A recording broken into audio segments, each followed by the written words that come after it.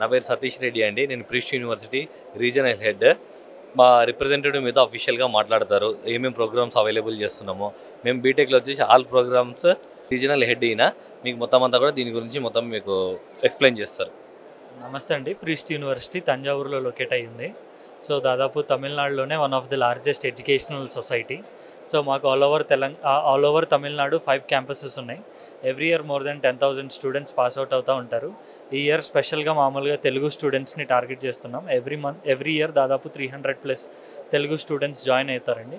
So హైదరాబాద్లో నుంచి join అయ్యే ప్రతి స్టూడెంట్కి కేవలం 6,60,000లోనే బీటెక్ 4 ఇయర్స్.